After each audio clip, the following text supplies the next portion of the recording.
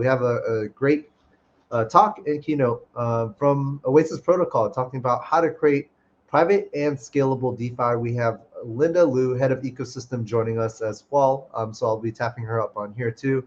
But I also want to give a shout out again to Oasis to supporting DeFi Summit and everything that we do here at Decentral.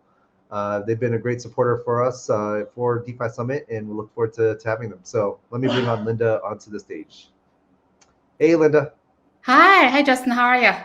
Good. Yeah, we just had you last week at Twitter Spaces, and it's always good hearing from you and seeing from you again. And yeah, the floor is yours, and I'll let you have it. Thanks so much, Justin. Hi everyone. My name is Linda. I'm head of ecosystem at Oasis, and we're very honored to be here today supporting DeFi Summit as well as supporting the DeFi and overall crypto community. And today we want to talk about want to give everyone kind of brief introduction of what Oasis is, and I want to dive deep into what just happened and what's next for DeFi and what's next for Web3 in general. So let's get started. So for people who are not necessarily very familiar with what Oasis is, I want to briefly talk about what Oasis Network is. So Oasis Network, we have this layer architecture. We are actually the first that came out with this modular architecture design where we separate computation from consensus. So on the consensus layer, we have a proof of stake mechanism. And on the compute layer, we call it a ParaTime layer, parallel runtimes. So we currently have 3 paratimes on the network. We have the Emerald paratime, which is the EVM compatible paratime. We have the Cypher paratime, which is the WebAssembly based paratime. It also has computational compute enabled. And recently we launched the Cypher paratime, which is the confidential EVM compatible paratime, which also has privacy preserving technology. Computational compute enabled there. So it's quite exciting. And each runtime, the reason we come out with a modular architecture design is we foresee as we continue to move Web3 forward, there are going to be many different types of compute. And what is commonly known in the industry, such as EVM compatible, that's just one type of compute. And in the current like Web 2.0 world, we have so many computes. I think about the giants, the Facebook, Google, how much different computation they run on a day-to-day basis. Imagine that moves to Web3 in the future. So that's why Oasis Network is very much about being able to cater to different types of compute, a wide range of compute that can service Web3 in the future. So we have computational compute, and we also have infrastructure to support for application that doesn't necessarily require confidentiality. That could be the crypto gaming, DeFi, NFT as it is. That doesn't necessarily require privacy preserving technology. Let's talk about the Emerald, which is the EVM compatible paratime, which is fairly common in the industry right now. So you have many layer ones have this EVM compatibility. So our EVM Emerald is full EVM compatible. It's very easy, could be easily integrated with other applications run other EVM chains. It's scalable, low cost is the fees, the gas fees on Emerald is 90% higher, lower than than Ethereum. And it's fully decentralized. It's currently run by more than 60 Oasis node operators, compute nodes on the network. And we have DeFi, pretty much like DEX, lending, yield aggregator, Oracle cross-chain bridges, all covered on the chain. So it should be easy for DeFi developers if they want to either build straight up DeFi applications on Emerald, or they want to migrate their applications from other chains. And we also have gaming. We launched 2 gaming protocols recently. Our community developers launched 2 gaming protocols recently on Oasis last month. And we have more than 30 gaming projects across the genres, like MMORPG, card games, strategy games in the pipeline to be launched in Q3 and early Q4-ish. So yeah, and then we also had a pretty robust NFT ecosystem that covers a wide spectrum of genres, like 2D, 3D arts, pixel arts, and some of the GameFi related NFT collections. Yes, and then we recently just launched actually our very first confidential NFT collection on the network, and I'll explain what we mean by confidential NFT. So this is just like what we saw on the left. It's just some items of that confidential NFT collection. So where that you will see this, the name of the collection is called Army of Minions. So all these items are kind of like, very interesting facial expression of the minions.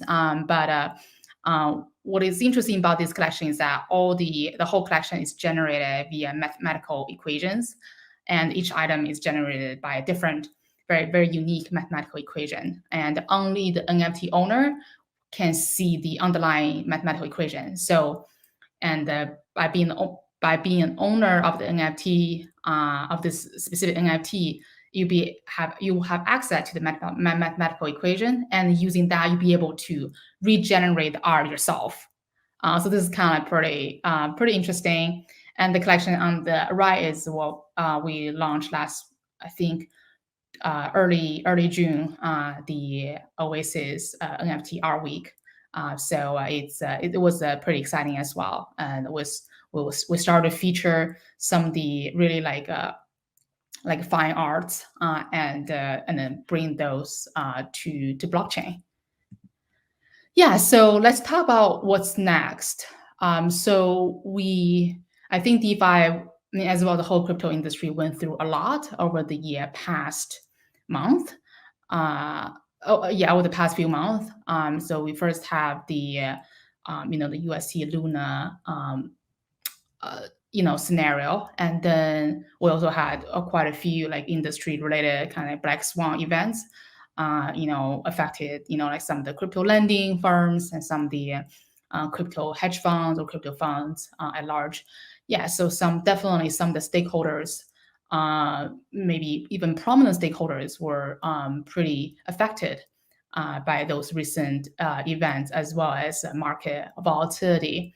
So it's definitely time for industry to kind of like take stock on what happened and think through what's going to happen next. So we want to kind of just like, we're definitely not like someone really like holding some sort of crystal ball can really tell what's the direction in the future. But we do want to share our thoughts on what we think could be the direction or directions that could bring the industry to the next level. So yeah, so what's next? We're thinking about like, for DeFi to move to the next stage, it needs to kind of like bring DeFi to, or integrate real world use cases to DeFi. So we think about this kind of like the general, have DeFi kind of like integrated in the general like Web3, right, and then like have decentralized society as well. So we currently have like Emerald paradigm, Cypher, and Sapphire paradigms. Both Cypher and Sapphire have the confidentiality enabled, and we believe privacy is playing a critical role foundation for Web3 in the future.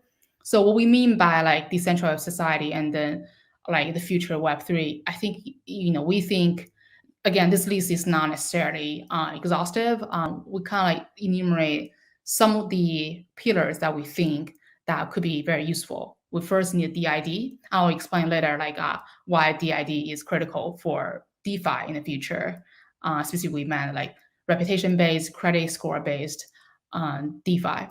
And then, the private DeFi, the private under-collateralized lending that could potentially have DeFi target mainstream users that have real like finance issues, problems, like the unbanked population. How can we bring DeFi to them that haven't been well served in the traditional CeFi by traditional CeFi vendors? And also for DeFi, next stage is we need new assets.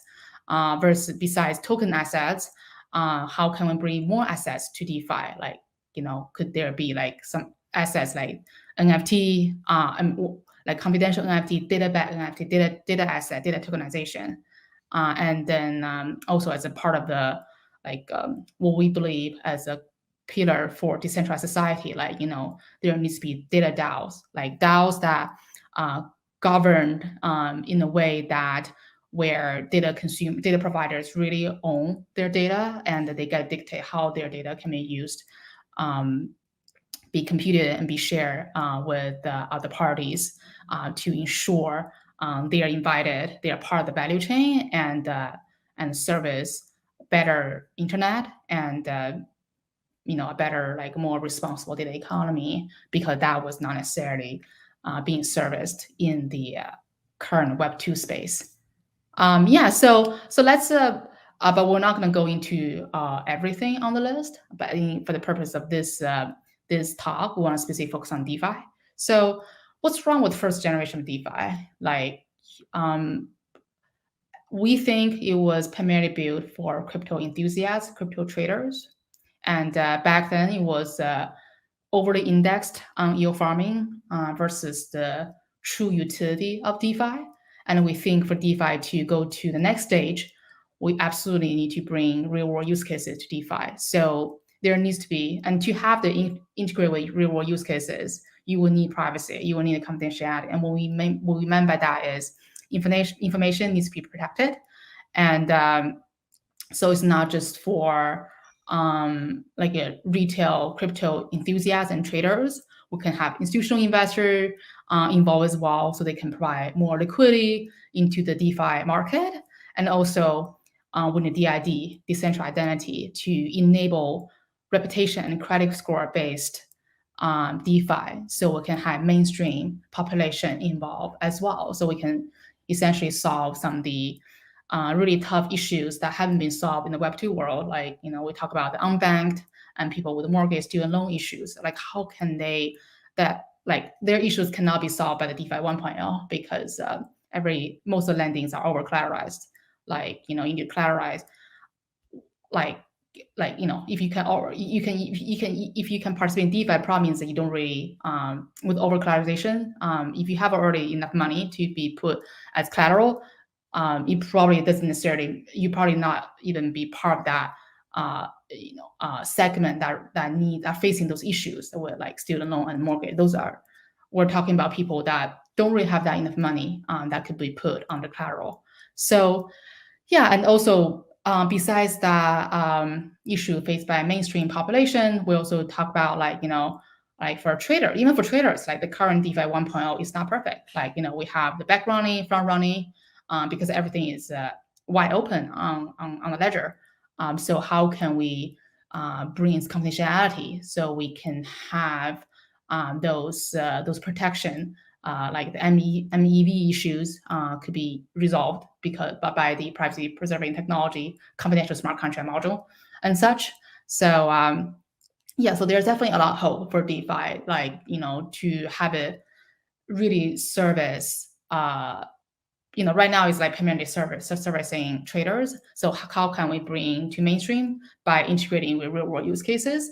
And the second is even just to serve crypto traders, can we bring more institutional investors involved? And then can we solve some of the pain points that traders are facing, such as the front running, back running issues? So Oasis is the best position to unlock the full value of DeFi, and by integrating real world use cases into DeFi by providing the good infrastructure for the community developers to build applications that solve those issues. We're highly scalable, and I think it's primarily that confidential compute support allow us to differentiate from other networks out there. Because the confidential support, we can support DID, we can support the reputation credit score based DeFi, because not everyone want their, even if people want their credit score to be out there in the open or something, but people certainly don't want to be able to calculate credit score. You will need raw data, and you need some compute and some processing, most people, I cannot really speak for everyone, but we are under the assumption that most people do not want that raw data. How that what kind of data, like social credit, like social security number, your address, your credit card transaction, all these raw that goes into the compute that derives the credit score. Most people do not want those to be out there in the open on the public ledger, because people want privacy, especially when it comes to their personal life. So yeah, as Oasis is positioned, because the computational compute technology we have is best suited to provide that infrastructure for community developer, for those applications out there to provide this reputation and credit score based DeFi. So that could be something very much very much looking forward to in the future.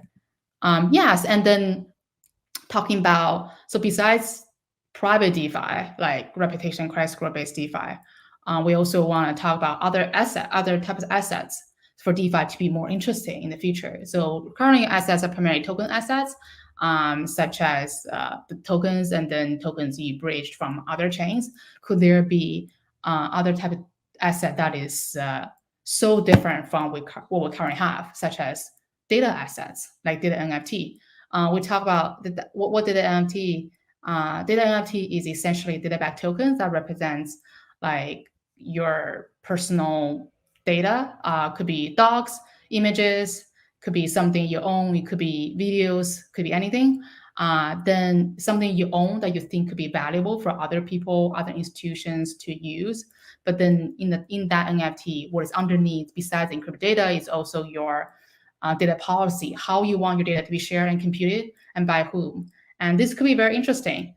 Think about, as a data owner, like I might have some healthcare, personal medical data that I think could be like I could be part of some cohort, like because who I am, like where I'm coming from, and then I think that could be very useful for some like drug discovery, for certain type of drugs, and then so in that data policy, I can specify that I only want my data, which part of my personal medical data to be shared with which type of entity, like such as pharmaceutical companies, okay, NGO is okay, but other like advertising or some sort of for-profit corporate might not necessarily be, like media company might not necessarily be okay. So that could make the industry very interesting, is that as a data owner, you finally get a say in terms of how your property, we see data as a person, the property, as something you own, and how you can truly own your data. And then that, if you think about like when we have the owners and that be part of the value chain, because currently in the Web 2.0 world, like data owners are not necessarily involved at all. We're not part of the value chain. The value chain is primarily the data aggregators share with data consumers, and those could be like ads buyers, platforms, but we are the ones who actually own the data, and we deserve to have a say. We deserve to be part of at least be part of the value chain. So that could be interesting if we truly believe. We keep saying like data is valuable, data is oil, but how can we really allow the data owner to be part of that monetization model? So what Oasis does is, we provide infrastructure to enable like data tokenization, to enable these type of assets. And once this type of assets is what we foresee, what we envision in the future, is that these type of assets should be tradable and for good use, such as, I have personal medical data, and the data consumer could be the medical research institute, could be university, could be some university medical schools, and they want to do some research, and then their transaction, and that data NFT is being used to facilitate that transactions. So so that is really something that we think that is something we can look forward to in Web3, and beyond that, we're hoping like more teams and companies could embrace this idea of data DAO, which is basically is built on data NFT. It's basically to provide governance and incentive model that is fair to all participants, especially for the owners, and essentially to prevent the misuse, abuse of data, and make sure that data is being shared and computed and transact it in a fair way. So yes, basically to summarize, Oasis is really best to provide the critical pillar to support Web3, as we believe privacy is really what's needed to bring DeFi and Web3 application to the next stage. And we recently concluded a hackathon where we have close to around 1,000 high quality submissions. And I will not go into detail about the winners of the hackathon. The reason I want to show this slide is we will hold more hackathons in the future to encourage more DeFi. I guess there's already DeFi 2.0, but more DeFi, even 3.0, next wave DeFi, next wave Web3 that embrace ideas what we just talked about, or it could be some other brand new ideas that really embrace the ethos of Web3, which is to enable everyone to not only be able to read and write on the internet, but also be able to own on the internet, and to build a better internet, better data economy. And then we also have the Oasis Ecosystem Fund to support all these Web3 builders. So it's really a golden time to build. Now market is a bit quiet than usual. But we think it's the best time to really be heads down, be really focus on your passion, focus on what you believe in, focus on the ethos of Web3, the ethos of blockchain, about decentralization, about fairness, about being open, and really build amazing application that bring the industry to the next level. Cool. I think that's all for the talk. Awesome. Thanks again, Linda, for kind of going as an overview and catch up with Oasis as well. It's been great hearing that, especially for me, it's just hearing about confidential NFTs as well. It's been a brand new concept, and then the use cases from that can really stem and get into DeFi or just real world applications and other use cases as well too. So thank you again to Oasis and Oasis Protocol. Look forward to you guys' continue updates, and also want to just again chime in what you said. It's a great time to just be heads down and build. It's more quieter, but that's when the best things happens, is when you're not distracted, and we're getting away from always this party phase of thinking everything is always a bull run, and back to basics and back to building. So and that's where big projects that are building the foundation layer for DeFi, whether it be through scalability, privacy, etc., is needed too. Any last little thoughts, Linda, before to wrap things up? Not really much but I just want to say we're very grateful, very appreciated to be invited to give a talk here, and we understand market has market, everyone is taking stock right now, and I think we can take this as an opportunity to really give it a lot of interesting ideas, really take a very thoughtful approach as to how we think about what's next for Web3 and what kind of applications that we are truly passionate about. Because in the past, in the bull market, a lot of participants are primarily driven by yields and primarily driven by return and everything. So that's not really what blockchain is all about, right? The blockchain is not just about enabling people to make money in the industry is a good thing, but from a technology perspective, there's so many beautiful things about blockchain, we talk about being decentralized, being open, being fair, being transparent, and all of that really needs to be.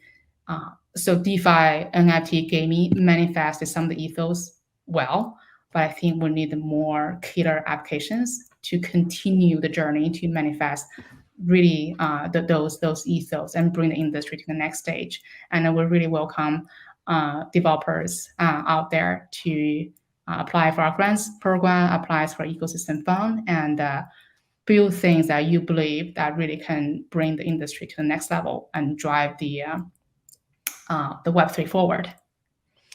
Great. Yeah. Again, if you are a developer or DApp building on DeFi or NFTs as well too, have a look at the Oasis ecosystem fund as well, and to help support you throughout that whole process.